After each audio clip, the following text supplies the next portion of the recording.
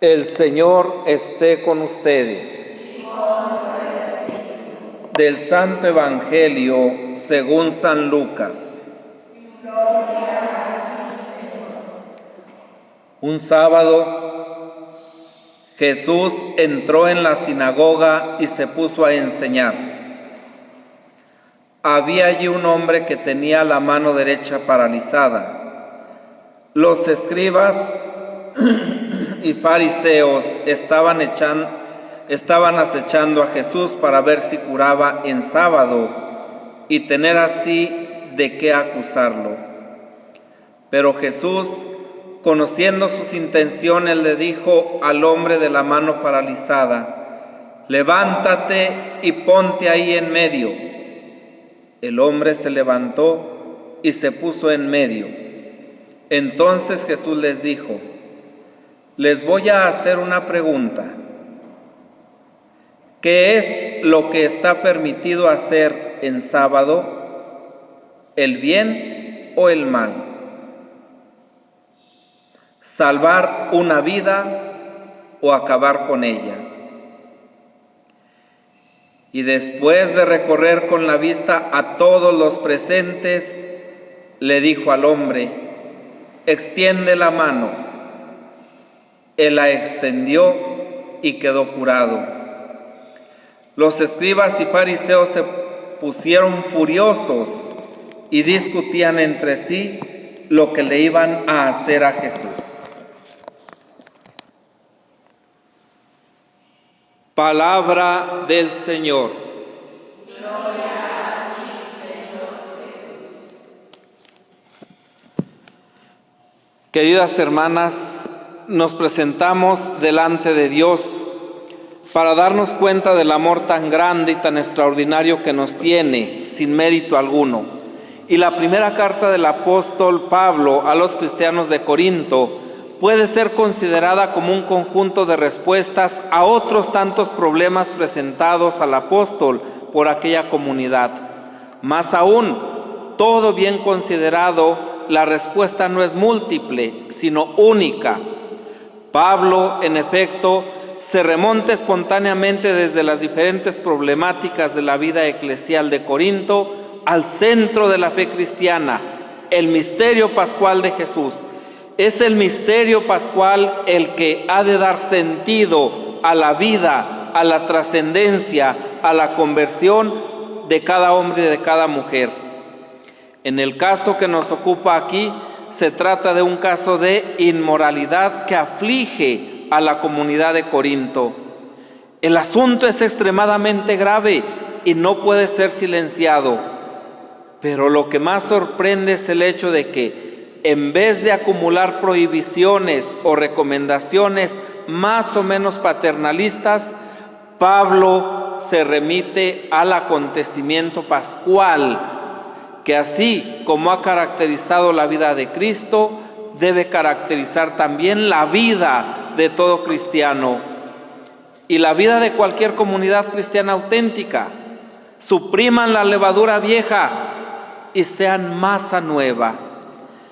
Qué importante es darnos cuenta que el morir al hombre viejo, el morir al viejo yo, hace posible renacer en nosotros a Jesucristo, que es el camino, la verdad y la vida, que es la luz que vino a iluminar a la humanidad y que es el que le da sentido pleno y absoluto a nuestro ser de hijos de Dios. La imagen se deja interpretar más bien con facilidad. Tenemos delante el binomio viejo-nuevo y con él pretende Pablo remover no solo una especie de pereza espiritual, sino también y sobre todo una adhesión estática y nostálgica a lo que con la venida de Cristo ha sido definitivamente superado. Lo nuevo no significa acomodarnos a los tiempos de este mundo, no significa hacernos cristianos modernos, no significa dejar de lado la importancia del Evangelio, cuanto abrazar su novedad en todo su esplendor, que es Jesucristo. La comunidad de Corinto está amenazada, pues, con permanecer asentada en las posiciones de siempre. perdiendo el ritmo de marcha inaugurado por la presencia de Jesús. Pues Cristo, que es nuestro Cordero Pascual, ha sido ya inmolado. Así que celebremos fiesta. Esta es la motivación pascual ofrecida por Pablo a una comunidad que debe vivir su propia fe en términos de gloriosa novedad, a fin de celebrar la fiesta superando toda referencia pasiva y servil a un pasado que ha encontrado ahora su plena realización en Jesús de Nazaret. Por eso la atención de Lucas vuelve sobre la polémica en torno al sábado. Sin embargo, esta vez toma como ocasión una intervención taumatúrgica de Jesús en favor de un hombre que tenía la mano atrofiada y al que el nazareno le ha restituido una salud perfecta. Jesús lo podía hacer. ¿Quién es este a quien hasta el viento y el mar obedecen? ¿Quién es este que habla como quien tiene autoridad y no como los escribas y fariseos? ¿Quién es este? Es el Salvador, es el Hijo de Dios, es el Mesías. La acción milagrosa desencadena el espíritu crítico de sus adversarios y criticón también.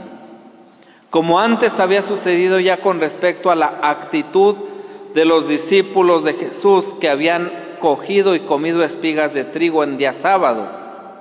El contraste es aún más fuerte, pues una determinada mentalidad farisea hubiera deseado no solo inmovilizar a los discípulos de Jesús, sino también bloquear la capacidad taumatúrgica del Maestro. Es absurda e inaceptable esta pretensión de los fariseos y de los maestros de la ley, cuya presencia crítica y maldad de pensamiento señala Jesús. Jesús lee en el corazón del ser humano. Jesús sabe lo que hay en el interior, tanto en el de quienes le escuchan y le siguen, como en el de quienes le espían y quisieran sorprenderle en un fallo. Una vez realizada la acción taumatúrgica, Jesús se enfrenta a sus adversarios no tanto en el terreno de lo que es lícito hacer en día sábado, como en este otro. ¿Qué está permitido en sábado? ¿Hacer el bien o el mal? ¿Salvar una vida o destruirla? La certeza que anima a Jesús es tal que no espera la respuesta de sus adversarios. La da por descontada. Y lo mismo haríamos nosotros si nos atenemos con fidelidad a las indicaciones de su magisterio. No hay absolutamente nada por encima de la práctica de la caridad. No hay absolutamente nada por encima de la práctica del bien. Porque quien hace el bien, quien vive en la caridad, ha cumplido la ley entera. Esto es muy importante. No hay absolutamente nada por encima de la caridad. Es inútil recordar que lo que Jesús ha hecho y ha dicho desencadena en sus adversarios tal rabia que se juran a sí mismos condenarlo a muerte. Antes de matarlo físicamente, lo condenan a muerte espiritualmente. En la raíz de esto encontramos siempre la intolerancia y la violencia. Todo creyente, más aún toda persona, advertimos la necesidad de ver con claridad en el gran tema de la libertad humana. Hay interrogantes que no podemos eludir. ¿Qué valor tienen las leyes? ¿Hasta qué punto nos surge la misma ley de Dios? Y a continuación, ¿son propiamente iguales todas las leyes? ¿Existe un cierto espacio para una interpretación liberadora? ¿Cómo compaginar en la vida diaria la autoridad con la libertad, la norma escrita con la autodeterminación. Las páginas evangélicas dedicadas al sábado nos ofrecen algunos haces de luz.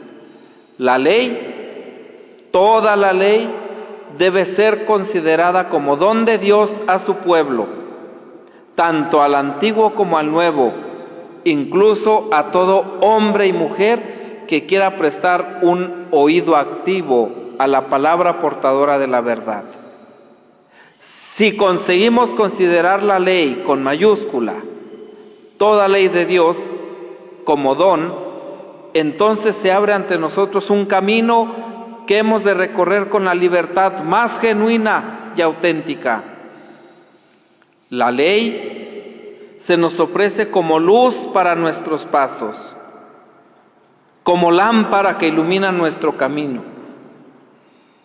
En consecuencia, es preciso confesar nuestra necesidad de disponernos de una luz capaz de iluminar incluso los pliegues más íntimos de nuestro corazón, capaz de hacer luz en los ángulos más oscuros de nuestra vida, capaz de orientar nuestras decisiones en el acontecer de la historia. Dejarnos ver por Dios al interior de nuestro corazón y vernos nosotros mismos hace posible que vayamos dejando salir la luz que hay en nuestro interior. No una luz propia, no una luz personal, sino la luz que proyectamos como en un espejo, porque la recibimos del mismo Dios. La ley, toda ley se nos ofrece como pedagogo, es decir, como institución capaz de educarnos en el ejercicio de la libertad. La psicológica, con la que afirmamos nuestra dignidad frente a todo posible reducción a instrumento, y la evangélica, con la que reconocemos el primado de Dios y la prioridad de Cristo en cada una de nuestras decisiones. Solamente dándole la primacía a Dios en nuestra vida, podremos verdaderamente actuar en la voluntad de Dios. Y actuando en la voluntad de Dios, no seremos seres de tinieblas, sino de luz. Y siendo seres de luz, iluminaremos el mundo entero que yace en tinieblas y en sombras de muerte. Pidámosle al Señor, por la intercesión de la Santísima Virgen María, que podamos vernos como Dios nos ve, que podamos entrar dentro de nosotros mismos y descubrir ese halo de luz que recibimos desde el día de nuestro bautismo y que es la presencia de Jesús resucitado en nuestra propia vida.